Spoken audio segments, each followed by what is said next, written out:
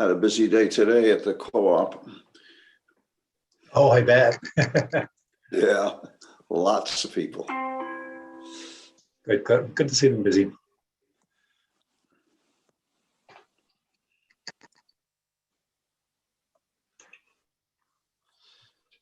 So, we are all set. okay, thank you. Good evening, everyone. And this is a public hearing and public meeting of the Albany City Planning Board. The meeting tonight should be fairly short as we have only two items on the agenda, one on the public meeting and the other on the public hearing. But there will be some other business that the planning board and our planning staff member will be discussing at the end of those two project proposals. Just a quick ground rules. I think given the amount of participants we have and who they are, I think most people know about this, but I'll go over it anyway for people who don't. The presentation will be done by applicants. They have, if they've already presented in a past meeting, they have 6 minutes to re-present. If they haven't presented in a past meeting, they have 10 minutes to present. The planning board then will ask questions of them. And then after that, we will take any public comments. Public comments are limited to 3 minutes. And after I get finished with the ground rules, Zach will tell you the process about how your comments will be timed and how you will know when your time is coming to an end. After that, we will hear the presentation and recommendation of the planning staff. And then after that, if necessary, the applicants can clarify any issues or correct any comments that were made in the past. After that, we will take action if action is required by a vote of the planning board. Zach, if you want to explain then the process for public comment in terms of timing.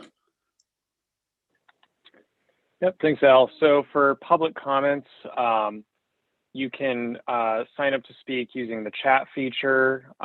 We'd need you to sign up now or as soon as possible before a case is presented. If you do sign up to speak, when it's your time to speak, we'll put a timer on the screen that'll show how much time you have remaining. Members of the public get 3 minutes to speak. There'll be a change in the color and a warning sound when 30 seconds are left for your time to speak. And then there'll be 3 beeps when your time is expired. And if you have any other questions prior to the start of the meeting or prior to the time that you need to speak, or if you have any other questions, feel free to send a chat as the meeting goes along, and I can try and provide answers as soon as possible. Thank you, Zach. And we have with us tonight our planning staff member, as you just heard, is senior staff member Zach Powell. Our corporation counsel, Martha Mahoney, is with us. And we have 3 members of the planning board, Martin Hull, Chris Ellis, and myself. We have one person, a member of our planning board, Glenessa Guillard, who will join us later. She has had a family emergency, and we have one board member that's out ill, but we do have a quorum.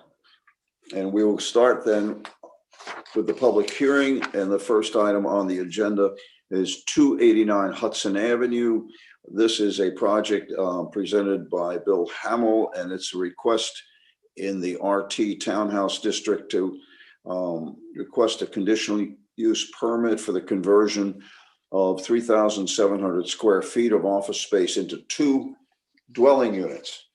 This is the first time up on public hearing.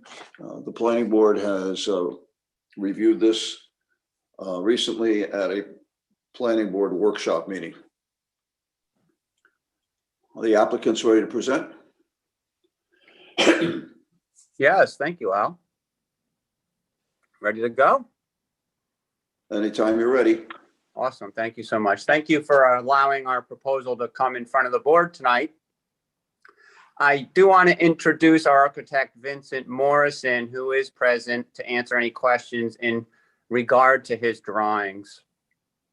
I submitted some stuff to the PowerPoint that was given to me on that link, so I'm not sure how that lays out as we do this across the Zoom. So I guess I'm using what I presented there as part of my narrative here. But the few neighborhood shots on the PowerPoint, which represents varying property styles from 289 Hudson to a 2-family next door and then a 3-family.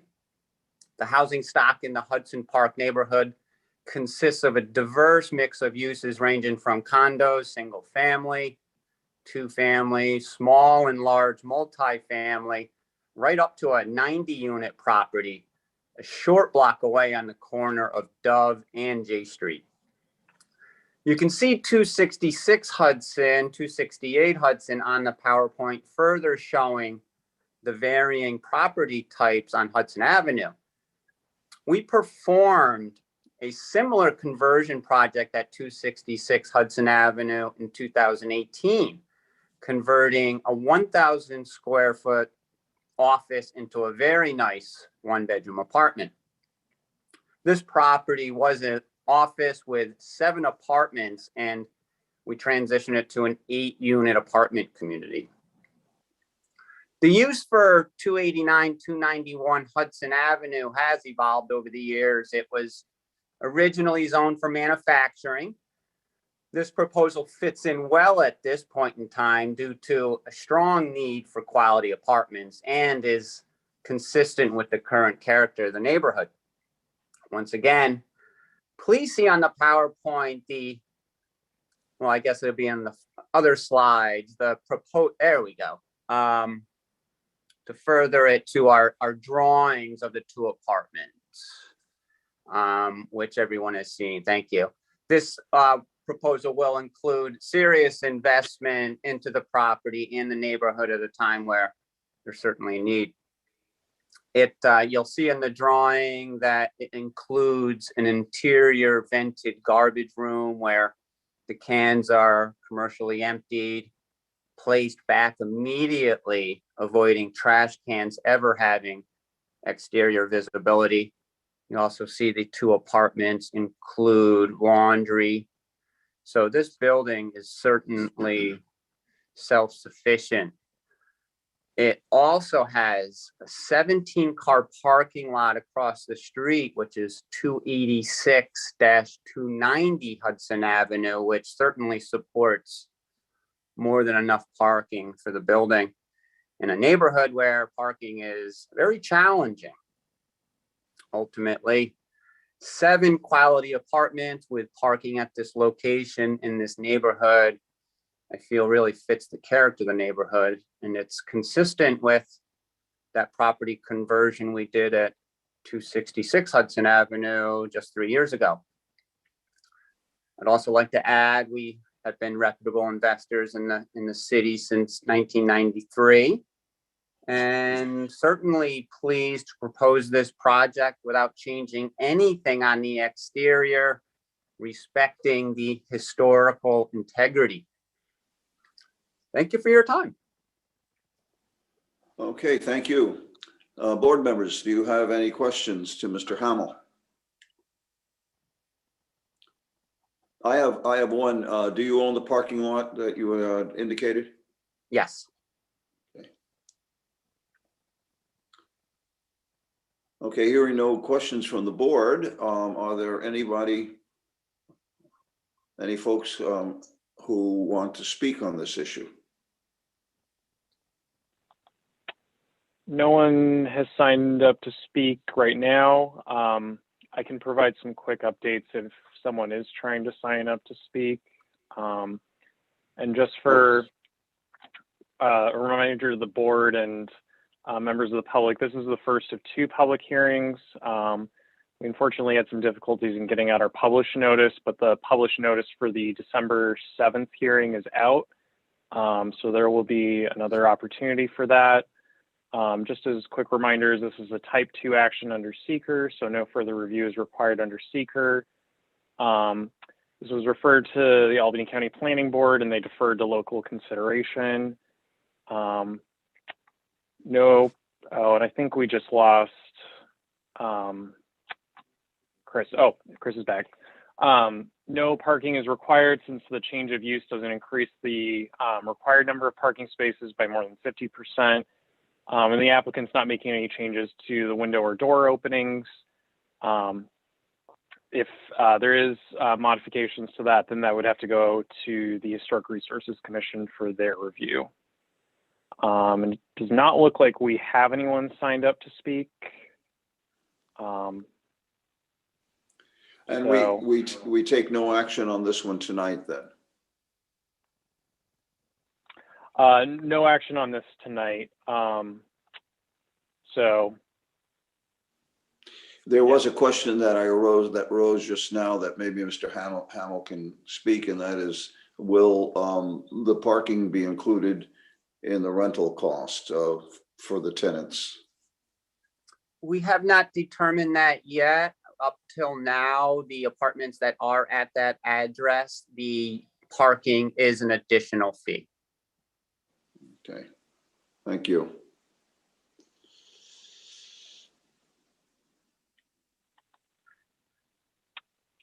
then there was another question just asking how close the parking lot that you referred to was. I think it was just across the street from what you said, correct? Yeah, it's immediately across the street. And I would also remind the people who are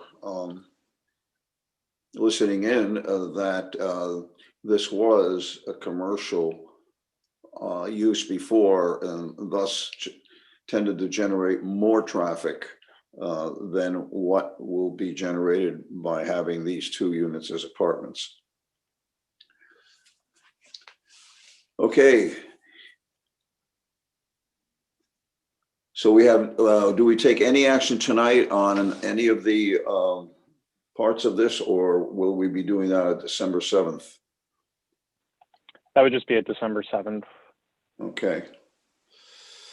All right. The next item on the agenda will require action, but we are also a little bit hampered until our other board member comes, because this next item, which I will first announce, and that is, this is 329 North Pearl Street. The applicant is Philip Morris of the Capitol Repertory Theater Organization.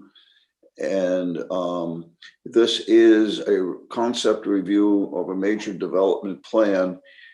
And the action tonight is for the board to take SECRA lead agency declaration. And that is the only thing that we would need to do tonight.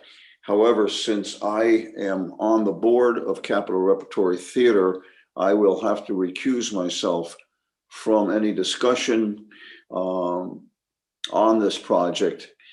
But at the same time, we have approximately 15 minutes before Ms. Gaillard is able to come on board. So I'm wondering if how you want to handle this, Zach. Should we adjourn? I was thinking there's, I was just going to provide some quick updates on some pending projects, so I could shift to those slides right now and That would be provide good, that yes. update in the interim. Okay. Give me just 1 second. I'll switch to those. Okay, thank you.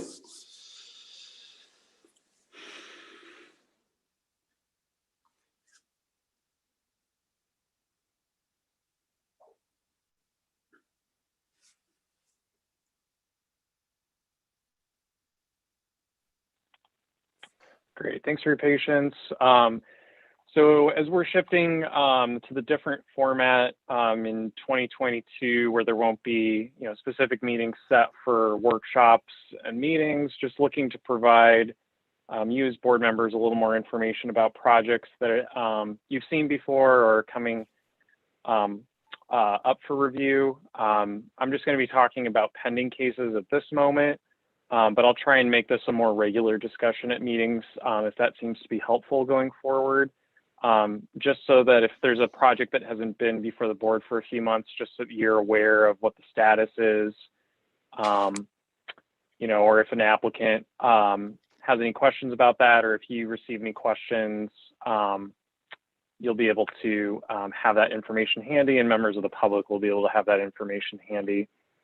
So these are the four most pending cases at the moment. The board just looked at 289 Hudson Avenue, as I stated during the discussion for that application. The second public hearing is on December 7th, and that would be in a position for the board to act at that time. 17 to 25 Erie Boulevard. This is the proposed conversion of Huck Finn's into mixed-use building, primarily with residential units inside with some commercial uses as well. The applicant is currently addressing city department comments, and some of our city departments are also reviewing at the moment right now. The applicant's still responding to some comments from the Division of Engineering and our Water Department. And our Division of Traffic Engineering is still reviewing the application. It has been approved by the Department of General Services and the Department of Fire and Fire Safety. Zach, do you Yep. think on that one that all of the departmental comments will be in so that the board would have a position to act on December 7th? That's what we're anticipating. We do have a meeting scheduled for the 13th as well as a backup that was already pre-scheduled. So, in the event that it's not ready by the 7th, but would be ready by the 13th, that could be used as kind of an alternate day for that application. Okay.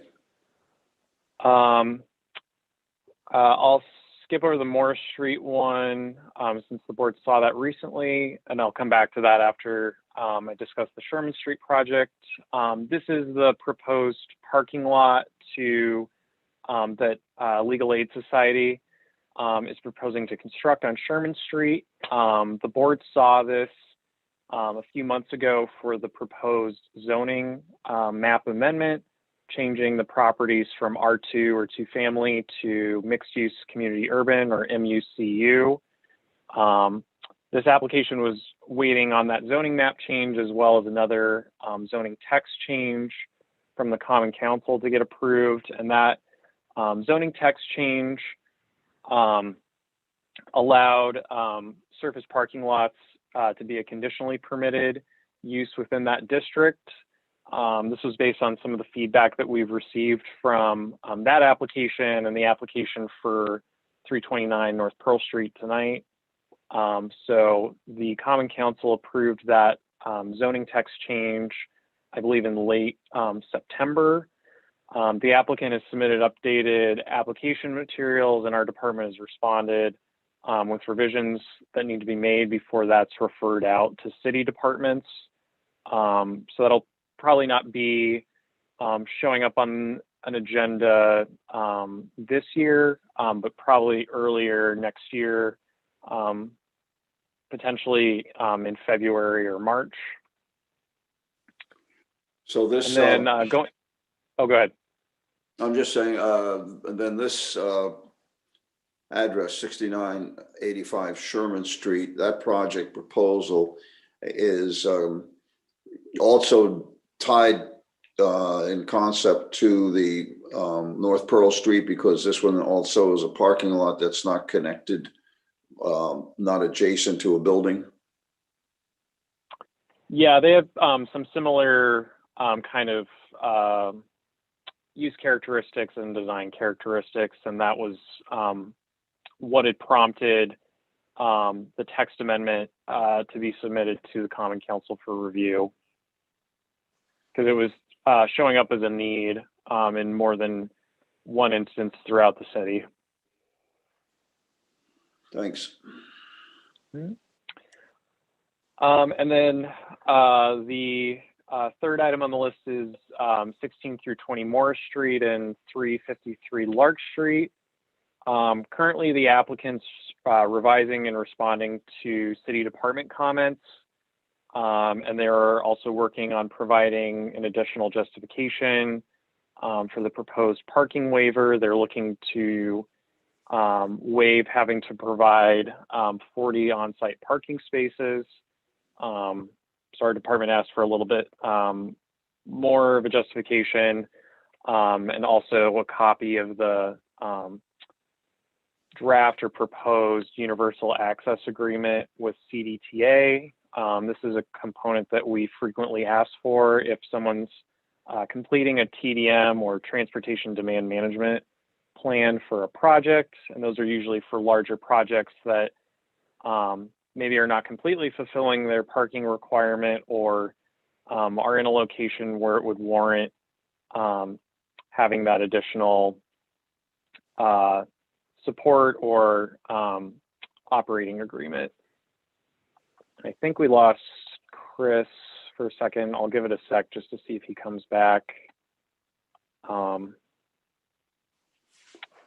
Might be having He some dropped out a little bit signal early. problems, yeah. Yeah. So I think it's likely that the Morris Street project will show up on an agenda probably early next year, but I think that'll depend on how quickly the applicant can respond to department comments. The Morris Street project is part of Park South or not? I can't remember. Park South Urban Renewal. Yep, that is within the Park South Urban Renewal Plan. That was completed, I believe, in 2005 or 2006. And there is a specific, there's a use-specific standard related to this within multifamily dwellings that requires, within the boundaries of that plan, that any multifamily building be of new construction. So, Chris, just to give a quick heads up, Al just asked about the Morris Street property, if it was included within the Park South Urban Renewal Plan boundaries, which it is.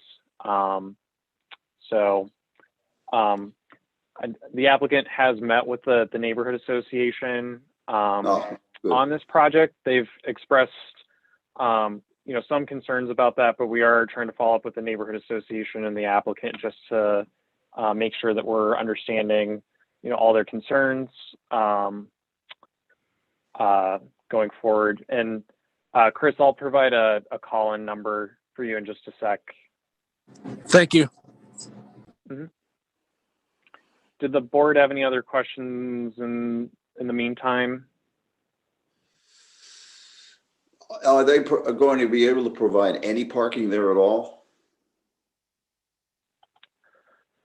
Based on the current design, there's really not space to be able to provide parking. And parking would likely have to come out of the ground floor footprint, which would change, some of the, the first floor design and relationship with the streetscape. The applicant has a number of different options to address parking. There is an option to provide parking, within 300 feet of the site. So that's one way to address that as well. Are there any lots that are, that would work for that within 300 feet? I'm not sure specifically. The applicant does have other projects within the immediate area. So I think, I'm not as familiar with surface parking lots within the immediate area. I think, Mhm. quite honestly, the closest would be the Price Chopper parking lot. Right. That's But what I I think thought. we've even heard some hesitation when the applicant for 25 Delaware Avenue was potentially considering trying to create a parking agreement with Price Chopper. They were not able to hear back from them at that point, which Okay. things might have changed from that point. But I've never seen it is that lot something even that- half full, I don't think. right, which is and I think. Oh, I'm sorry. Go ahead, Martin. No. I just want one more thing is that the applicant does have a couple of other buildings in the general vicinity. So, and those did provide parking on the ground floor. And I'm interested that he has decided not to provide parking in this building. I mean, he clearly has knowledge and understanding of the market in the general vicinity. So I would think he's making this decision based on based on understanding and knowledge of the situation in that neighborhood and his market, his potential market. Yeah, and I think the last time we spoke with the applicant, I think he said, I think it was around like 80 to 90% of the parking spaces were full. I think when I spoke to him last, but things could have changed by then. But I think it is good to just, again, as the board's receiving information about a potential waiver, just looking into all options, just to make sure, the applicant, if they can address anything through another option, that it's possible. Similar to the BZA, a development plan waiver is trying to provide the minimum waiver needed in order to achieve, the benefit sought. So Okay.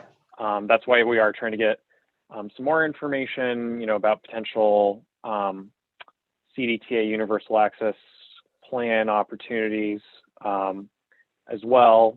But if there are other potentials nearby for parking, that's great as well. The current zoning package and amendments, right now it only allows applicants to make an adjustment to their minimum parking requirements for on-street spaces that are in front of the property, only if you're located within a mixed-use district.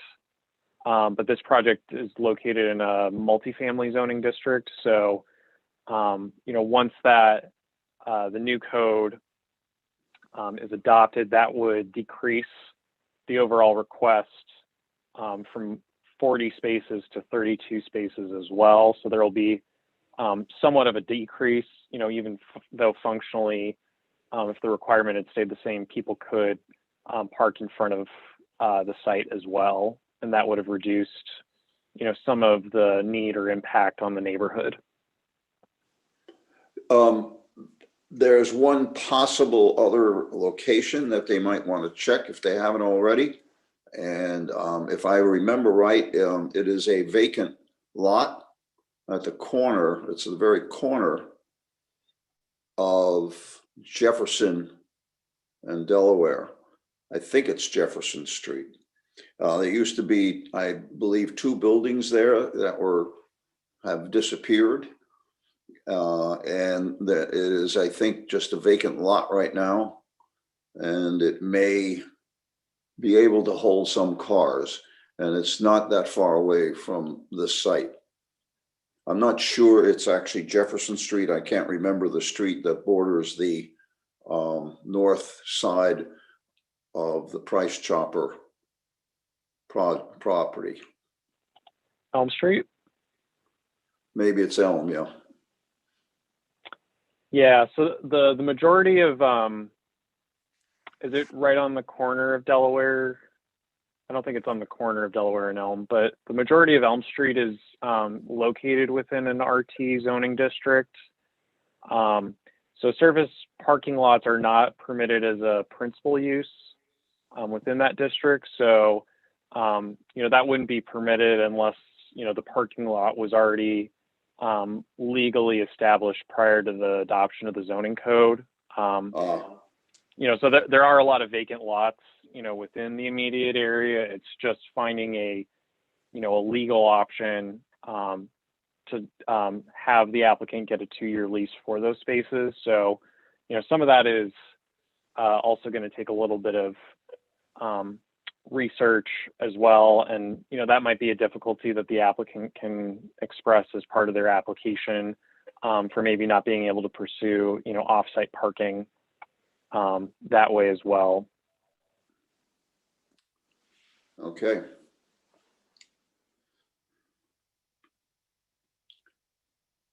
It's 8:32. 6:32. I meant to say 6:30. Thankfully, I don't rant that long, Al. We've had those Yeah. meetings. We've already had those meetings, that's for Oh, sure. yeah. Yes. Not today. Right. Thank goodness.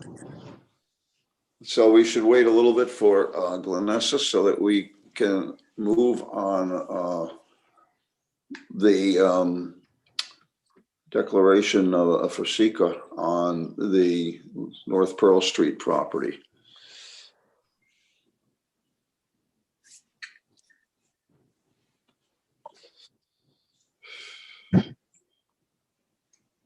Can you text her to see how she's doing? Yeah, I can check in with her. Okay, thank you.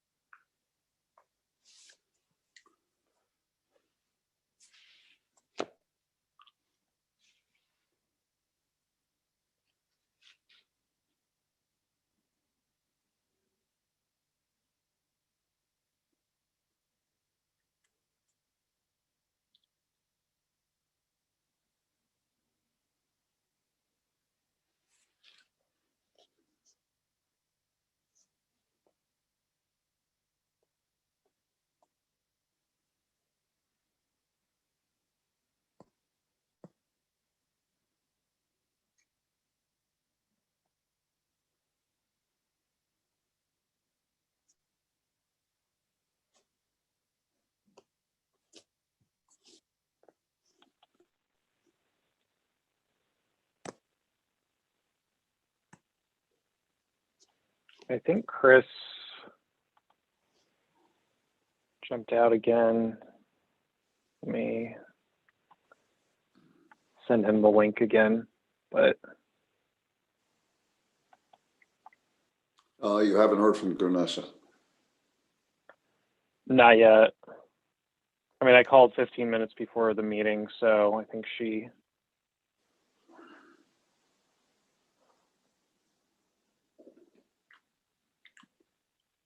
I know she had to go to urgent care, so I'm not sure where she's at the moment. I think she was not where she was going to attend the meeting from when I was speaking to her, so she might still be driving or traveling somewhere. Would we be able to adjourn the meeting and act on the seeker along with anything else regarding 329 North Pearl at the December 7th meeting. I mean, that's definitely a possible. Oh, there's Glenisa. Hi, Glenisa. Hello, Glenisa. Hi. Okay, I will then recuse myself now that we have a quorum with Glenisa Giard there. And Martin, if you can chair this one last item. And I believe that we don't have any other business, so I will leave the meeting entirely. Okay. Thank you. Sounds very good. Thank you. Have a good night. Everybody have Have a a good night. great Thanksgiving. Oh, and yes. Have a Good happy holiday. Thanksgiving. Have a nice holiday. Be Bye-bye. good, Al. Happy Thanksgiving. Thank you, Chris. Happy Thanksgiving. Well, okay, Zach, do we have any presentation on this item? Okay.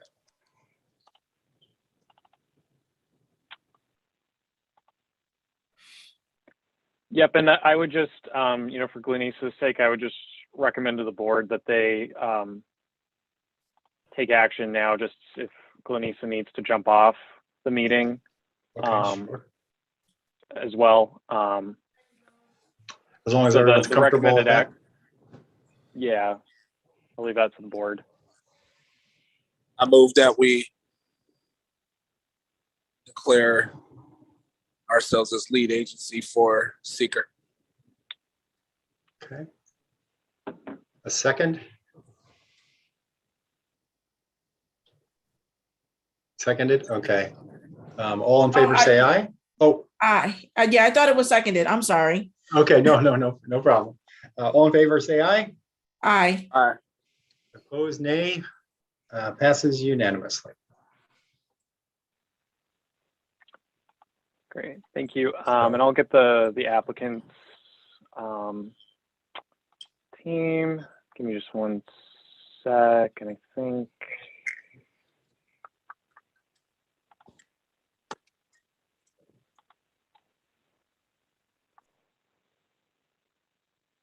So Amy, you should be able to unmute and turn on your camera if you'd like.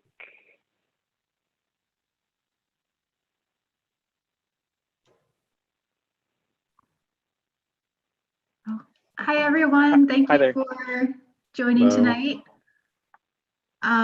So I am, my name is Amy McLean. I'm a landscape architect with West End Sampson. Jeff Boudreau is also on the call, and is Philip on? I can't see a list of the attendees. Ron Bagoli is here and Jeff is here. But I think those are Yeah. the only. And Would you like me to elevate them to be panelists? Sure. They might want to jump in. Ron Bagoli's an architect with CS Arch. Can I control this too, or? So I'll progress the slide. So whenever you need to go forward or back, just let me know and I can progress it for you so that you can focus on the presentation. Okay. So yes, this is at 329 North Pearl Street.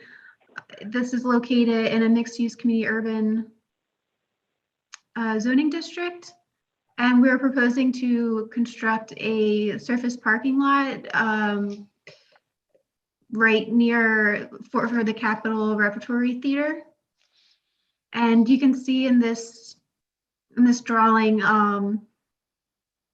the green kind of jagged zigzag diagonal. Yeah, that's it. That's our property. And the Cap Rep is located just to the south. And you can see also that our property is located in a mixed-use community urban, and it's right next to a mixed-use form-based warehouse zoning district in Albany. And might skip this slide because we're showing it later in the major review section. So information for the the use. The hours of operations will vary based on performances. Typically Tuesdays through Saturdays evening, plus Wednesdays, Saturdays, Sunday afternoons. Number of employees will be about 20, and the parking lot is intended to be used for the employees and patrons. And it's kind of hard to tell similar situations where there's a parking lot that's not like right adjacent to the principal use, but there are some larger parking lot areas within the neighborhood. And in terms, there's not really any anticipated noise, light, odors extending beyond the property lines. There will be lighting, but the lighting has backlight control, so as not to trespass outside the property line.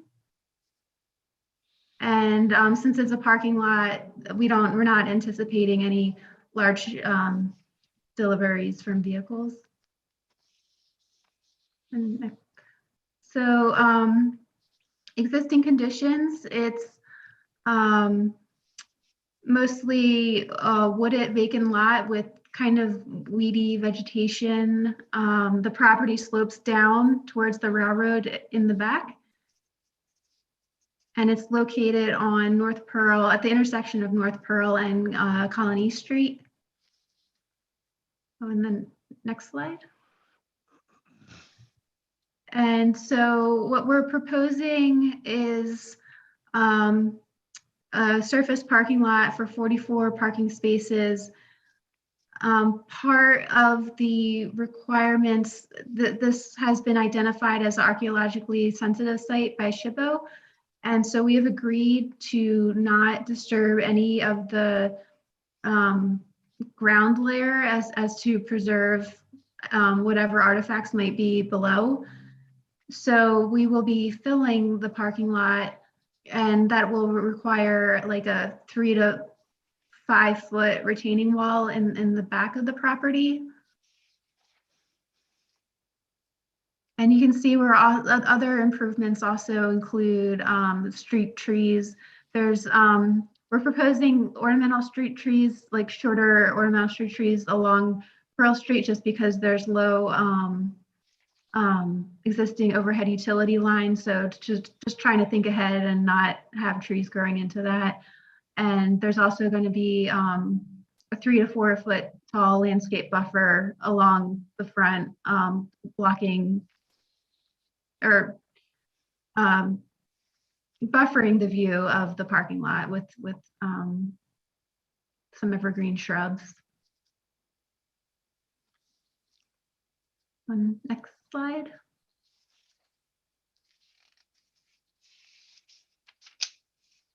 Oh, and this is just the planting schedule. We're using some native plant species that are well adapted to the area, that are drought tolerant and low maintenance.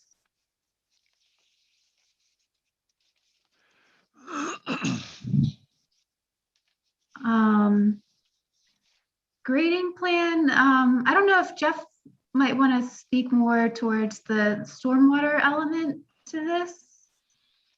Sure, if I could.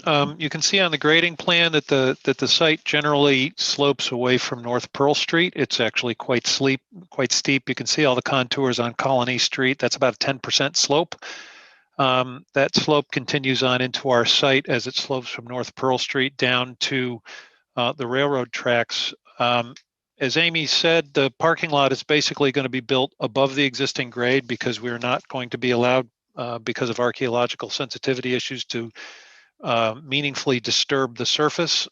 Construction will consist of getting in there, removing just enough of the vegetation, and then putting down a buffer and building up from there to the tune of, a little bit to maybe as much as a few feet, as she mentioned. The slopes, you can see the contour lines generally slope from North Pearl down and also to the north being to the right of the screen there. I think one of the most important things that we faced on this is the stormwater requirements. You can see the heavy blue line that runs along the back edge of the parking lot. This parking lot is going to be paved with pervious pavement. Rainwater is going to flow through the pavement, and what this does is it has the effect of mimicking the existing conditions. The soils there have some ability to absorb some of the storm water, just as they have as a vacant lot. We're going to let the water percolate through there. The stone layer below it provides a substantial buffer in terms of storage. Water will remain under there and give it time to percolate in. The blue lines that you see are perforated pipes.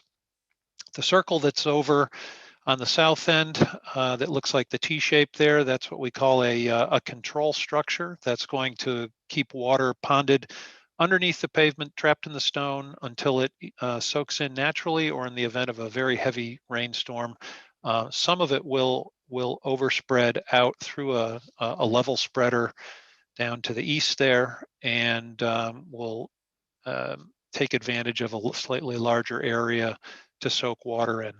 The same amount of water that's been landing on this site with no parking lot will also be managed by the site after the parking lot is constructed. We do have, Amy will talk as we go through some of the details here with some of the unique details of construction that we've developed to respond to the SHPO constraint of not disturbing the surface. Go ahead, Amy.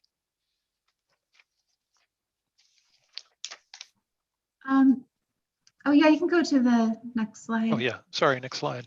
This is just a detail showing the difference between the existing elevation, which is the thick line at the bottom, and how much we'll be building up, and the relationship to the light pole foundations, which will mostly be above grade. Or you can go to the next slide. Yeah, and you can see how much water we can store under that pavement to give it time to soak in.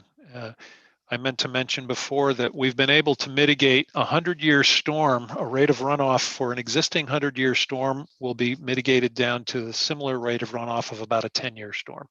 That's we call that trimming the peaks. This is just an elevation of what the retaining wall will look like. We have existing elevation, and another caveat is just that it's a maximum of 30 inches will be exposed to avoid putting in a barrier wall for fall protection, so that won't be needed. You can go to the next slide.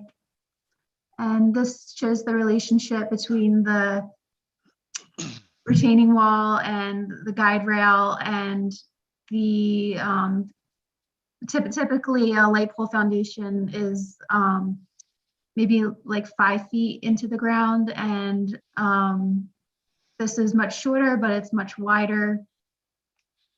Yeah, a typical light pole foundation is, might be a 24-inch diameter sonotube type down below frost 5 feet, and it relies on the lateral soil strength for its strength to keep the pole from tipping over. This relies on the weight of the concrete spread over a spread footing on a frost-free foundation. So it's kind of it's not unusual in this setting, but it's a little unusual because of the reason that we're doing it.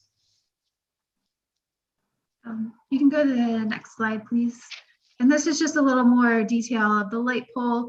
And on the right side is a cut sheet. Another way to avoid disturbing the ground is using solar light poles, so we don't have to dig to install a conduit. And just some initial information. The Caprep Theater is working with the local community, the Albany Housing Authority, and neighborhood partners for increasing access, pricing, and better student engagement to the theater. And a major project funding source is the Empire State Development. And go to the next slide, please. And this pertains, so we're also requesting a waiver because the zoning code requires for a corner lot, for an access drive to go onto a secondary street rather than a primary, but because of all of our constraints, we'll be requesting to push the parking lot to the northeast a little bit and have access directly onto Pearl Street, which is considered a primary street. Next slide, please. And this is some of the criteria provided by the city. And the next couple slides will look at each question individually. And so the first one is whether an undesirable change will be produced in the character of the neighborhood or a detriment to the nearby properties will be created by granting of the waiver. And so we looked at the character of the surrounding neighborhood and how it might change the character of the neighborhood. And we pulled some images of just nearby properties that they're also corner lots where they have a primary access drive a primary access drive, an access drive onto a primary rather than the secondary street.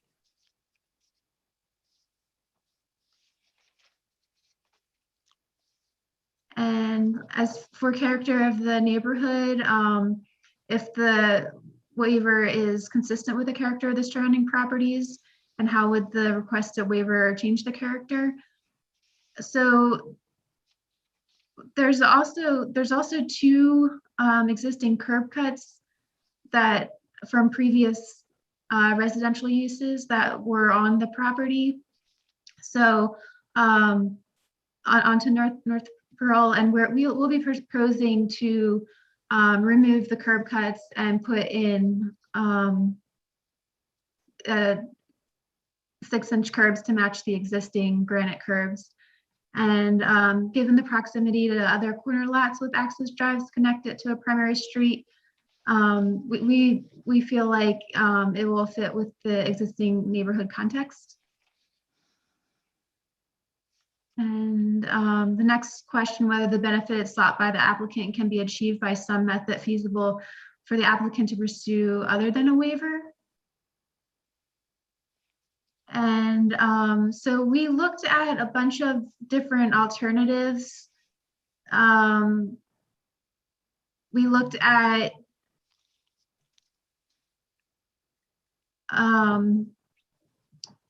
pushing the parking lot closer to Colony Street, but given the steep slopes along Colony Street,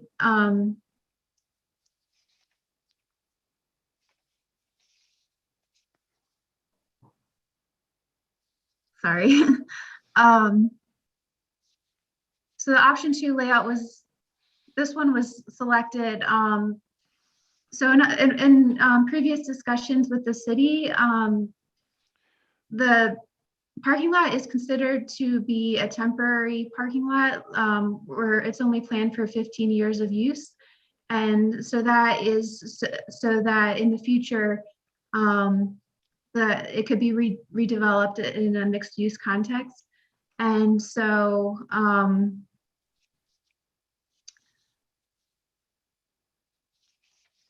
we found that by pushing the parking lot closer to Lark Street and further from Colony, it would allow development closer to Colony, and the building could act as a retaining wall with the first floor at the front and the basement floor to the rear. And this kind of goes along with our SHPO agreement not to disturb anything below grade to protect the archaeologically sensitive area. And then if the drive was extended to the parking lot location, it would not be possible to reserve the remaining North Pearl Street frontage for development, and the parking lot was shifted closer to Colony. A taller retaining wall would be needed because we'd be filling, And it would probably be about 5 feet of retaining wall next to an existing road, and that would be a negative impact on the character of the neighborhood. Just awkward street frontage. You can go to the next slide. So the next question that we looked into is whether the requested waiver is substantial. And how is the waiver requested not a substantial deviation from the USDA requirement? Given that there's similar conditions in the neighborhood as well as two existing curb cuts within the project area along North Pearl Street, which we're proposing to remove and replace to match the surrounding granite curb, we feel like this is not a significant deviation from the regulation.